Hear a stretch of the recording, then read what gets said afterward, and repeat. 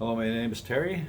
I'm making a short video on Varadero and the restrictions, the isolation periods, or quarantine periods you might call it. There is a quarantine period in Varadero and in Cayo Coco. It is 14 days up until the 15th of November.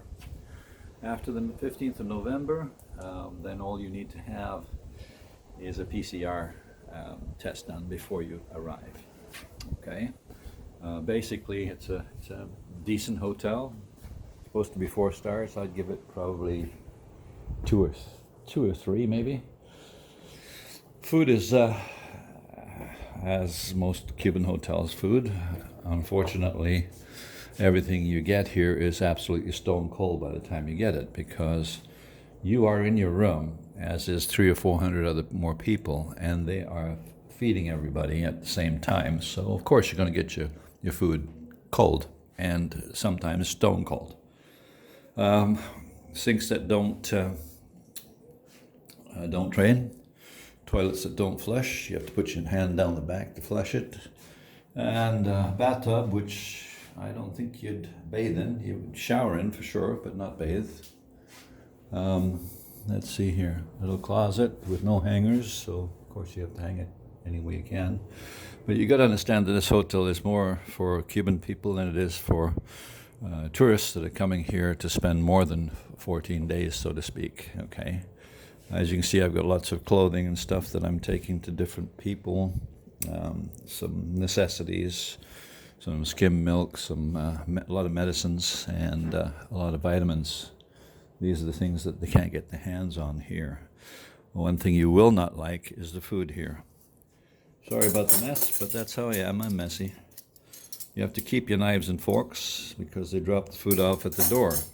And again, let me tell you, it is, you are obliged to stay in your room all the time. Although some people escape. It's pretty cool. I've seen them running down to the beach and jumping in and running back again, but they're mostly Cuban people, so they get away with it. The pool, you'll notice it's bone dry. That's because you're not allowed to use it. And I think that there's a lot of hotels that are going through a construction stage where they're revamping everything. And in that case, they turn them into isolation hotels where they don't really care if there's a pool or not. So you got the sea on that side. And if you look over there, you can see the top part of a Hobbycant. There are tourist hotels on either side, and they are allowed to use the beach and the pools, and they get everything included into the price, including the beer and the alcohol. Here, the cost is actually more than a package holiday, and it's a little bit uncomfortable and make a lot of noise here during the day. Today I'm a bit lucky; they're not making too much noise. So, just to recap, I've spoken with the Cuban embassy. I've spoken with my agents, my travel agents. You know, they're not even the Cuban travel agents in Toronto. He was not able to be exact. He was quite willing to rent me a car and a moped, but I would say he wasn't sure whether or not I could leave the hotel, which I'm glad I didn't rent them because I wouldn't have got the money back, and I wouldn't have been able to use the vehicles either. So bear that in mind, okay? Cuban embassy, the information they gave me was quite vague also. Their response was, well, in different provinces, it's different rules, different regulations. I said, what is the regulations? Well, you'll have to talk to whoever's sending you there. Well, who actually booked my ticket didn't know anymore either. So you're on your own. Make sure you do your due diligence. What I'm telling you is factual. What I'm going to tell you now is not factual. It's just what I've heard, okay? And that is that if you do show up here and you do have a positive PCR test, because they'll do one when you arrive and when you leave. But even tourists, they get one when they arrive, and then they're free to run around the hotel, so to speak.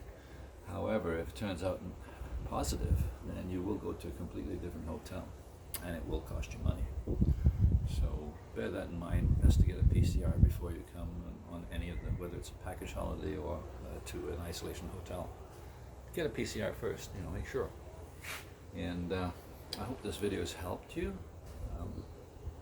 Still do your own due diligence because rules do change. I don't think they will change now, not until the 15th of November. 15th of November, you will have to have a PCR test regardless, okay? What that means is that you can come to Cuba with a negative PCR test and there's no restrictions, so they're opening up again. But be careful here. I mean, there's not any more COVID than there is anywhere else. But people are, they're fighting to get into the stores and stuff like that to get the food, and there's lineups and stuff. So, of course, the density is much more in Havana and places like that. So, those sort of places you got to be careful. Here, it's pretty safe. So, just be careful and have a good vacation. You'll enjoy it. Try to come after November the 15th. I hope this helped you. Okay, bye.